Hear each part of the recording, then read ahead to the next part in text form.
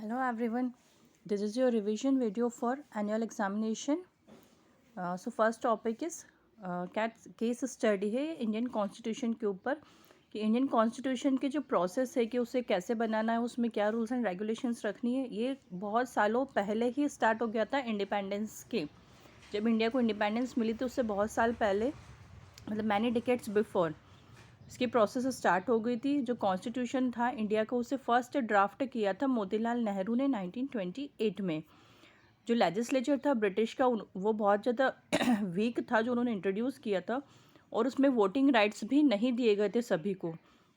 सो जो Indian law makers थे उन लोगों ने इस एक्सपीरियंस से सीखा कॉलोनियल रूल के दौरान, और उसे यूटिलाइज़ किया जब उन्होंने कॉन्स्टिट्यूशन लिखना स्टार्ट किया तब, कि नहीं हमें सभी को एवरीवन को राइट देना चाहिए कि सभी लोग वोट दे सकें।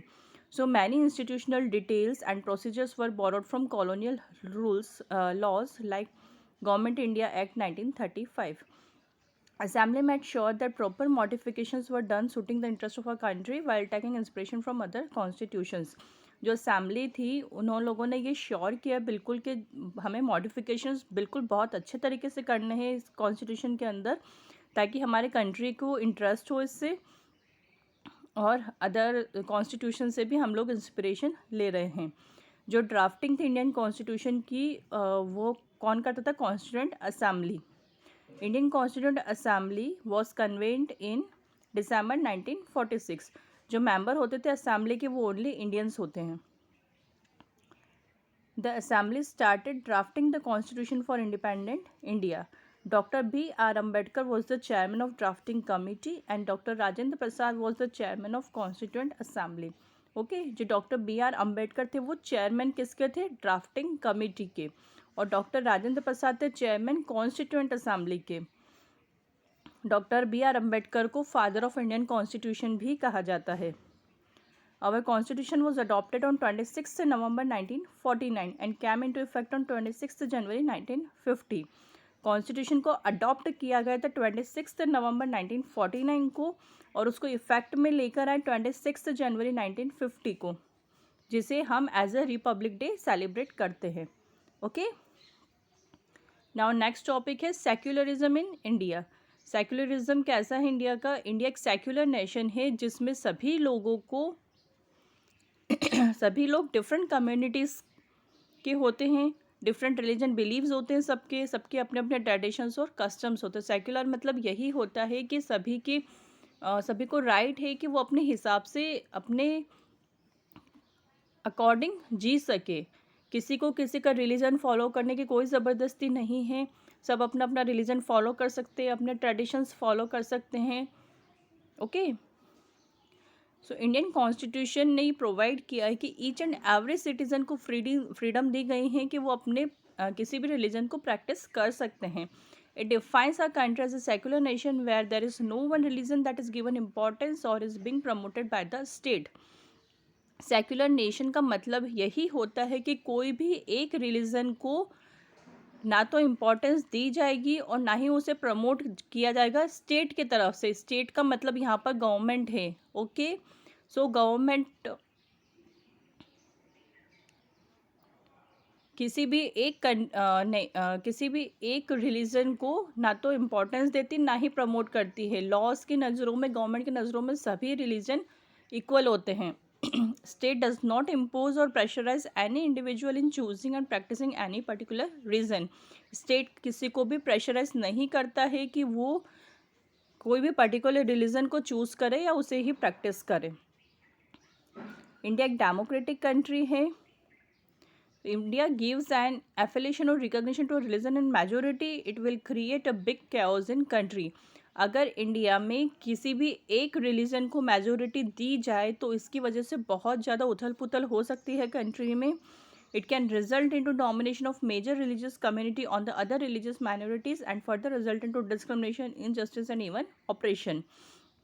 अगर गवर्नमेंट की तरफ से ऐसा कुछ होता है कि वो किसी एक रिलीजन को डोमिनेट कर देती हैं तो फिर जो माइनॉरिटी वाली रिलीजन होती है उनके ऊपर बहुत ज़्यादा इफेक्ट होता है. फिर वही बात हो जाएगी, डिस्क्रिमिनेशन होगा, इनजस्टिस होगा, ऑपरेशन होगा. Okay, so constitution since its inception has adopted secularism. So India में सेक्युलरिज्म को अडॉप्ट किया गया है। इंडिया एक सेक्युलर नेशन है। नाउ नेक्स्ट टॉपिक है role of Indian parliament. Indian parliament का क्या रोल होता है इंडिया में? जो पीपल है लोकसभा के, वो डायरेक्टली इलेक्ट किए जाते हैं सिटीजन्स के थ्रू। हमारी कंट्री के जो सिटीजन्स हैं वो लोग इलेक्ट करते हैं लोकसभा मेंबर्स को, और ये होता है एवरी 5 years में। It is done through general elections that are conducted across the country through different phases. ये जनरल इलेक्शंस के थ्रू होती है प्रोसेस। हमारी कंट्री को डिवाइड किया गया डिफरेंट कॉन्स्टिट्यूएंसीज में, और लोग वोट करते अपने अपने रिप्रेजेंटेटिव को उस कॉन्स्टिट्यूएंसी के अंदर। जिसको सबसे ज़्यादा वोट मिलते हैं कॉन्स्टिट्यूएंसी में वो जीतता है, और वो बनता है member of parliament, that is MP from that constituency. उस कॉन्स्टिट्यूएंसी से जो मेंबर बनेगा वो होगा मेंबर ऑफ पार्लियामेंट। जो member of state legislature elect the people of Rajya Sabha for a period of 6 years। फिर जो स्टेट लेजिस्लेचर के जो मेंबर्स होते हैं वो फिर राज्यसभा का पीपल चुनते हैं, और ये होता है पीरियड ऑफ 6 years में। बोथ हाउसेस के अपने अपने फंक्शन होते हैं, अपने फीचर्स होते हैं, उनके पास अपनी अपनी पावर्स और रिस्पॉन्सिबिलिटीज़ होती है। Together they constitute parliament of India. दोनों हाउस, लोकसभा और राज्यसभा, दोनों मिलकर बनाते हैं पार्लियामेंट ऑफ इंडिया को। अब हम देखते हैं रोल ऑफ पार्लियामेंट क्या है। Functions of Indian parliament. Function क्या क्या है पार्लियामेंट के? Parliament of India has several functions, but बहुत सारे फंक्शंस हैं लेकिन कुछ मेजर फंक्शंस बताए गए हैं। Forming the government at the centre. The parliament includes president, Lok Sabha and Rajya Sabha. कौन कौन होते हैं पार्लियामेंट में? प्रेसिडेंट होते हैं, लोकसभा और Rajya Sabha. Most candidates contesting an election are generally associated with the political party. जितने भी कैंडिडेट्स इलेक्शन में खड़े होते हैं वो लोग किसी न किसी पार्टी को बिलोंग करते हैं, पॉलिटिकल पार्टी को। जब लोकसभा इलेक्शंस हो जाते हैं देन वोट्स काउंट किए जाते हैं हर एक कॉन्स्टिट्यूएंसी से, और देखा जाता है कि किसे मैक्सिमम वोट्स मिले हैं। वो कैंडिडेट जीतता है उस कॉन्स्टिट्यूएंसी से और बनता है मेंबर ऑफ पार्लियामेंट उस कॉन्स्टिट्यूएंसी का। फिर जब काउंटिंग होती है वोट्स की, डिसीशंस होते हैं MPs के डिफरेंट कॉन्स्टिट्यूएंसी से, तो फिर एक लिस्ट प्रिपेयर की जाती है कि कितने MPs कौन से पॉलिटिकल पार्टी को बिलोंग कर रहे हैं। जिस पार्टी को सबसे ज़्यादा नंबर ऑफ इलेक्टेड MPs मिलते हैं उनकी गवर्नमेंट बनती है। मीन्स हर एक कॉन्स्टिट्यूएंसी से देखा जाता है कि कौन सी पॉलिटिकल पार्टी का मेंबर जीता है। फिर जिस पॉलिटिकल पार्टी के मेंबर को सबसे ज़्यादा जिस पॉलिटिकल पार्टी के MP सबसे ज़्यादा जीतते हैं वो पार्टी की गवर्नमेंट बनती है। ओके, नाउ लोकसभा में सीट्स होती है 552। कितनी सीट्स होती है लोकसभा की? 552। इसमें से जो प्रेसिडेंट होते हैं इंडिया के वो नॉमिनेट करते हैं 2 एंग्लो इंडियन मेंबर्स को। मीन्स जो पहले ब्रिटिशर्स के जो वंशज रह गए हैं इंडिया में, 2 सीट्स उनके लिए रिजर्व्ड हैं, तो वो प्रेसिडेंट नॉमिनेट करते हैं। उसके अलावा 550 सीट्स ओपन इलेक्शंस की होती है।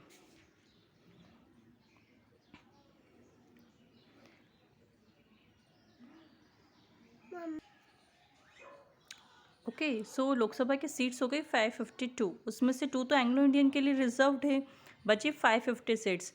तो 550 सीट्स में से minimum half of the total seats तो कंपलसरी है जीतना। मीन्स 272 सीट्स जिस पार्टी को मिलती है वही पार्टी जीतती है, और जो विनिंग पार्टी होती है वो होती है रूलिंग पार्टी, मीन्स उसकी बनती है गवर्नमेंट। और जो दूसरी पार्टी होती है जिसको 272 से थोड़े कम वोट मिलते हैं लेकिन अदर पार्टीज के कंपैरिजन में ज़्यादा होते हैं, वो होती है opposition party. Opposition with maximum number of vote is called opposition party. Okay, opposition choose कर सकता है अपना ऑफिशियल लीडर, और जो ऑफिशियल लीडर होता है वो इन्वॉल्व रहता है अपॉइंटमेंट ऑफ की ऑफिशियल्स में। जितने भी ऑफिशियल वर्क होते हैं उसमें इन्वॉल्वमेंट रहती है ऑपोजिशन लीडर की। Through many years, it has been observed that getting a clear majority in Lok Sabha by a single party is very difficult. बहुत सालों से ऐसा देखा जा रहा है कि क्लियर मेजोरिटी नहीं मिलती है लोकसभा में किसी भी एक सिंगल पार्टी को, बहुत डिफ़िकल्ट होता है। सो इस सिनेरियो में जो पॉलिटिकल पार्टी सिमिलर आइडियोलॉजी को होल्ड करती है और उनका एम होता है कि वो हैंड जॉइंस कर ले गवर्नमेंट बनाने के लिए, उस टाइप की गवर्नमेंट होती है कोalition गवर्नमेंट। जैसे कि किसी भी पार्टी को 272 वोट्स नहीं मिले हैं, इतना मिलना तो कंपलसरी ही है तभी पार्टी जीतती है। तो अगर 272 वोट्स नहीं मिले किसी पार्टी को, उससे कम मिले हैं, तो अगर कोई भी टू पार्टीज़, जैसे कि आप एग्जांपल ले लीजिए, कांग्रेस है और आम आदमी पार्टी है, अगर ये दोनों चाहें तो अपने अपने वोट्स मिला सकती है, तो वो 272 तक तो आ ही सकते हैं या उससे ज़्यादा भी हो सकते हैं। तो वो दोनों अगर पार्टी मिल के साथ में गवर्नमेंट बनाती है तो उस टाइप की गवर्नमेंट को बोलते हैं कॉलिशन गवर्नमेंट। ओके, मीन्स दो पार्टीज अपने हैंड मिला लेती है और अपनी गवर्नमेंट बनाती है, फिर उनके कुछ भी आपस में डील हो, इस टाइप की गवर्नमेंट को कहा जाता है कॉलिशन गवर्नमेंट। मेजर फंक्शन जो होता है पार्लियामेंट का वो होता है एग्जीक्यूटिव, एग्जीक्यूट करना। The wing that works to implement the laws made by the parliament.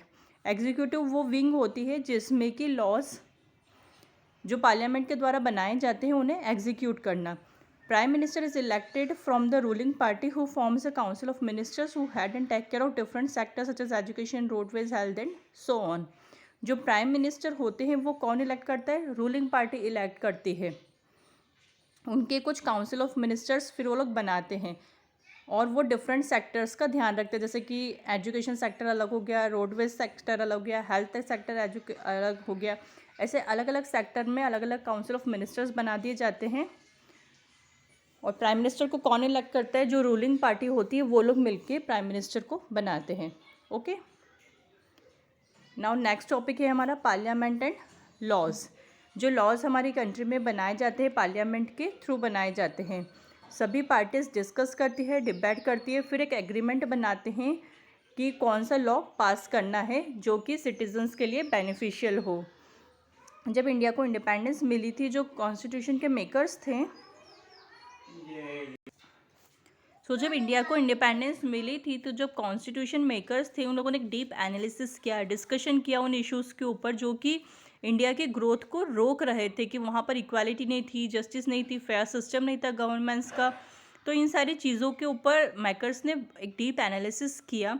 बहुत सारे ऐसे सेवरल सोशल इश्यूज़ भी थे जो कि एबॉलिश करने थे, बहुत सारे ऐसे लॉज थे जो बनाने थे ताकि वो सभी सिटीजन्स के राइट्स को प्रोटेक्ट कर सके। इवन टुडे लॉज, जो भी न्यू लॉज इंट्रोड्यूस करते कंट्री में पार्लियामेंट के थ्रू, उसमें क्वेश्चन यही रहता है कि कौन से लॉज बनाने हैं। जो भी लॉ बनाए जाते हैं वो फर्स्ट इंट्रोड्यूस होते हैं as a proposal for discussion and debate in the parliament. पहले उसे प्रपोज किया जाता है पार्लियामेंट के अंदर, फिर उसके ऊपर डिस्कशन होती है, डिबेट होता है, उसके पास प्रपोजल को इंट्रोड्यूस किया जाता है। एक स्ट्रॉन्ग रीज़न होना चाहिए उन्हें सपोर्ट करने का। This reason is mostly given by society itself. वो रीज़न कौन देता है? सोसाइटी देती है। The society that includes all the citizens of a country raises the requirement for either an amendment और introduction of a new law. Society में कौन include होता है? सभी सिटीजन्स कंट्री के।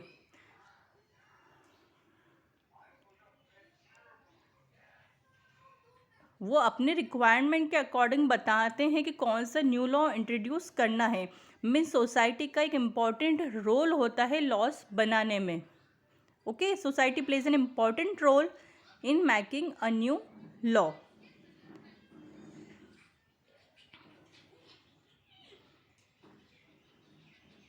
सो the people elected by us make parliament of our country. जिन लोगों को हम लोग इलेक्ट करते हैं वो लोग पार्लियामेंट बनाते हैं कंट्री का।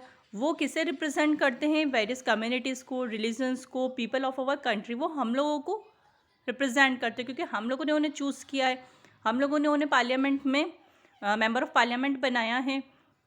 सो वो हमें रिप्रेजेंट करते हैं। हमारे जो इश्यूज़ होते हैं, हमारी जो प्रॉब्लम्स होती हैं, उन्हीं चीज़ों को वो लोग फिर जाके पार्लियामेंट में डिस्कस करते हैं। जब डिस्कशंस होता है इन इश्यूज़ को लेकर जो कि सोसाइटी के द्वारा बताए जाते हैं, पार्लियामेंट उसके ऊपर सेंसिटिवली एक्ट करती है। जो भी रूलिंग और अपोजिशन पार्टीज़ होती है लोकसभा के अंदर डिस्कस करते हैं, वो लोग फिर बिल पास करते हैं राज्यसभा में। जब पास हो जाता है पार्लियामेंट के थ्रू, देन वो बिल लॉ बन जाता है। ओके, देन नेक्स्ट टॉपिक है हमारा social marginalisation of Adivasi. Social marginalisation क्या होता है? जब हम किसी पर्टिकुलर या इंडिविजुअल पर्सन को उनके कास्ट के बेसिस पे या उनके कलर के बेसिस पे अगर हम लोगों ने अलग कर देते हैं तो वो होता है सोशल मार्जिनलाइजेशन।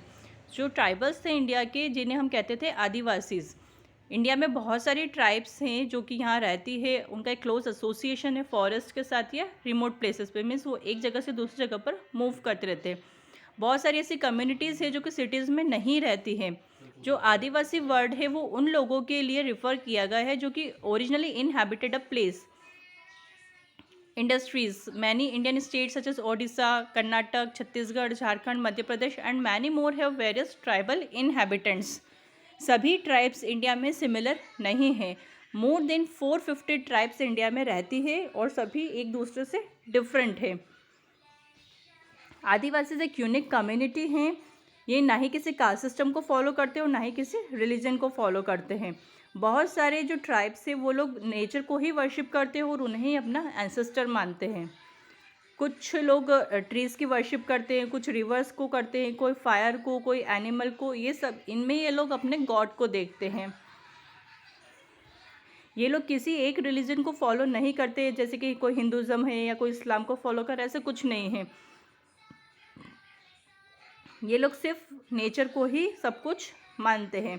कुछ रिसर्चर्स ने ये भी रिसर्च किया है कि जो रिलीजन्स है जैसे कि हिंदुइज़्म, ये भी कहाँ से डिराइव हुए हैं, आदिवासी रिलीजन से ही डिराइव्ड हुए हैं।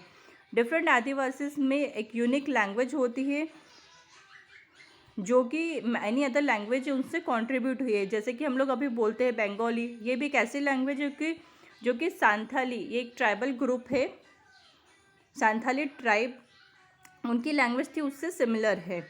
आदिवासी was very good at utilizing the resource of forest they live in. ये लोग फॉरेस्ट में रहते हैं तो जो फॉरेस्ट के रिसोर्स होते हैं उन्हें कैसे यूटिलाइज करना ये इन्हें बहुत अच्छे से आता है। मोस्टली इनकी रिक्वायरमेंट वहीं से फुलफिल हो जाती है नेचुरल रिसोर्सेज से।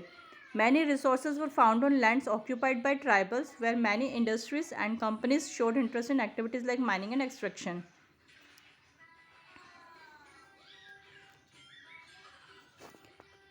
लेकिन सून बहुत सारे रिसोर्सेज जो कि लैंड पर है वो ट्राइबल्स ने ऑक्यूपाई किए हुए हैं, लेकिन अब बहुत सारी इंडस्ट्रीज कंपनीज अपना इंटरेस्ट शो कर रही है, जैसे कि माइनिंग कर रहे हैं वो लोग, एक्सट्रैक्शन कर रहे हैं, तो वो फॉरेस्ट को डिस्ट्रॉय कर रहे हैं। देन है गवर्नमेंट एंड फाइनेंसेस।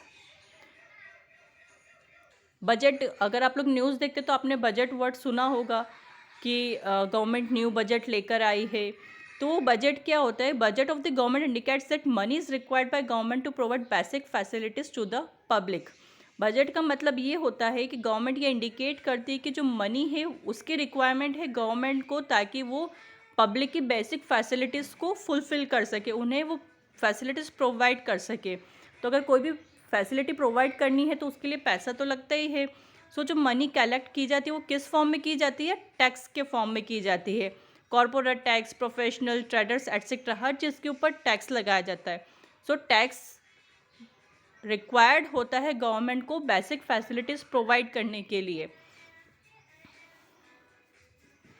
जो लोग लो इनकम ग्रुप्स में आते हैं वो लोग टैक्स नहीं पे करते हैं। Government develops the infrastructure from collected tax and facilities are provided to all the minimum cost without making any profit. Government पूरा इंफ्रास्ट्रक्चर बनाती है, टैक्स जितना भी कलेक्ट किया जाता है उसके ऊपर, फिर वो लोग फैसिलिटीज़ प्रोवाइड करते हैं, मिनिमम कॉस्ट में, वो कोई प्रॉफिट नहीं कमाती है। ठीक है, तो टैक्स बहुत ज़्यादा ज़रूरी होता है गवर्नमेंट के लिए, उसी से वो लोग हमें फैसिलिटीज़ प्रोवाइड करती हैं। देन ये लास्ट टॉपिक है भोपाल गैस ट्रेजेडी का।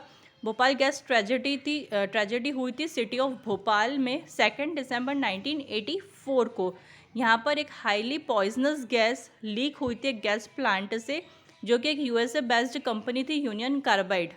यहाँ पर एक पॉइजनस गैस लीक हो गई थी। ये ट्रेजेडी हुई थी मिडनाइट में जब मोस्टली लोग सो रहे थे। इस लीकेज की वजह से जो ये हार्मफुल गैस लीक हुई, 8000 लोग मर गए थे 3 दिन के अंदर। बहुत सारे जो विक्टिम्स थे वो लोग वर्किंग क्लास के थे। Those who survive developed respiratory disorders, जो लोग जी गए उन लोगों को बहुत सारी रेस्पिरेटरी डिसऑर्डर्स हुई, आई प्रॉब्लम्स हुई और अलग बहुत सारे हेल्थ रिलेटेड इश्यूज भी हुए। जो चिल्ड्रन हुए वो कुछ ना कुछ एबनॉर्मलिटी से ही उनका बर्थ हुआ। अभी भी टिल टुडे जो सर्वाइवर है भोपाल गैस ट्रेजेडी के, वो वेट कर रहे जस्टिस के लिए। ओके।